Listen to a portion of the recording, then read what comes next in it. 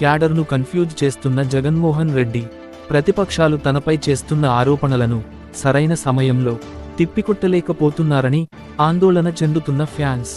మాజీ ముఖ్యమంత్రి జగన్మోహన్ రెడ్డి గారు తనపై వచ్చిన ఆరోపణలకు వెంటనే స్పందించకుండా 2 రోజుల తర్వాత ప్రెస్ మీట్లు పెట్టి వివరణ ఇస్తున్నారు.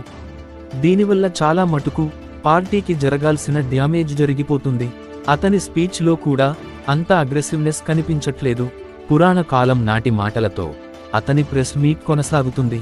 అవతలి వాళ్ళు మాటలతో చేస్తున్న దాడులకు ఇటువైపు నుంచి సరైన ఎదురుదాడి జరగడం లేదని ఫ్యాన్స్ ఆందోళన చెందుతున్నారు.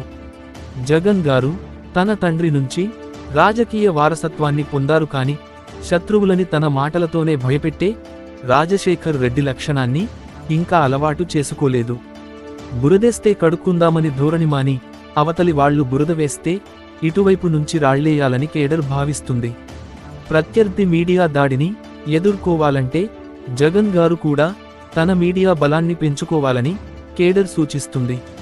అవతలి వాళ్లు ఒక్క ప్రెస్ మీట్ పెడితే జగన్ గారు 4 ప్రెస్ మీట్లు పెట్టాలి. తమ నాయకులు అందరి చేత పెట్టించాలి. జగన్ గారు వీలైనంత ఎక్కువ టైం ప్రజల్లో తిరగాలని ఫ్యాన్స్ కోరుకుంటున్నారు. ఫ్రెండ్స్, మీకేమనిపిస్తుందో క్రింది కామెంట్ చేయండి. అలాగే వీడియో నచ్చితే లైక్ చేసి సబ్స్క్రైబ్ చేసి మన ఛానల్ని సపోర్ట్ చేయండి.